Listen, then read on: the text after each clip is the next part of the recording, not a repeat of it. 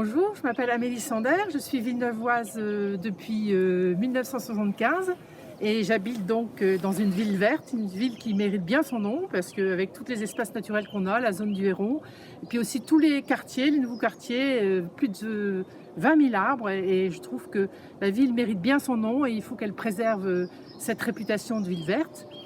Maintenant, tout le monde sait que la biodiversité est en déclin actuellement. On assiste à une diminution,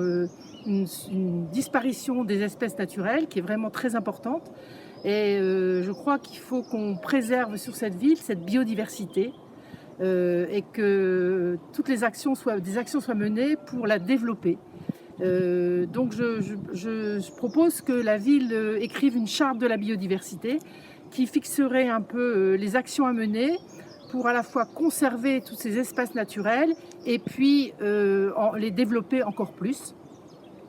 Donc cette charte pourrait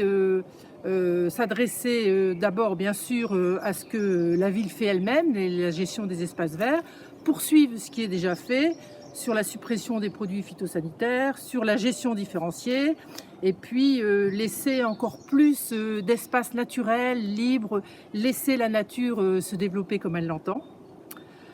Bien sûr, dans cette charte, on pourrait trouver des actions en direction des jardiniers, les accompagner dans des plantations plus responsables, des espèces locales, éviter toutes les espèces invasives. Expliquer aussi à la population que lorsqu'on a des soi-disant mauvaises herbes, les plantes sauvages de la rue, eh ben, ça ne veut pas dire que la nature est sale, ça veut dire que la nature retrouve toute sa place. Et puis bien sûr, comme moi ça fait de nombreuses années que je participe à l'éducation, dans une association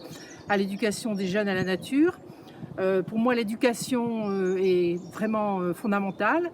Quand on interroge les personnes qui préservent la biodiversité, on se rend compte qu'ils ont eu dans leur enfance, ils ont rencontré un passeur de nature, ils ont vécu des expériences de nature.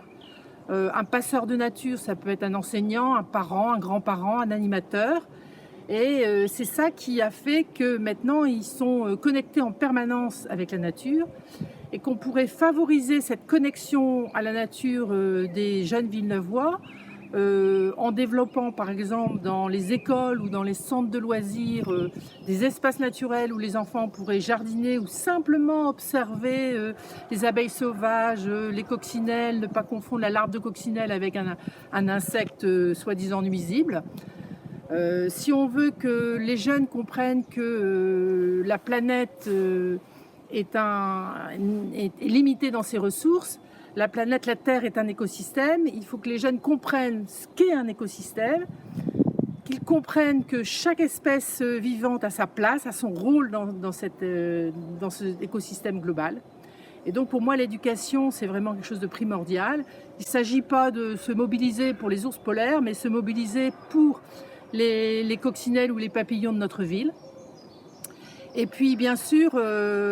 ces enfants qu'on veut connecter à la nature, on parle de plus en plus de connexion à la nature, c'est-à-dire que l'enfant qui se promène doit tout de suite réagir, il fait partie de cet écosystème. Et puis je pense à leurs parents parce que y a des gens qui n'ont pas vécu ces expériences de nature et que l'éducation à la nature, cette connexion à la nature ne doit pas être, on ne doit pas viser seulement les enfants, mais on peut viser toute la population et que pour moi l'éducation à la nature c'est pas une éducation de départ initiale, ça doit être pour moi une éducation permanente à la biodiversité.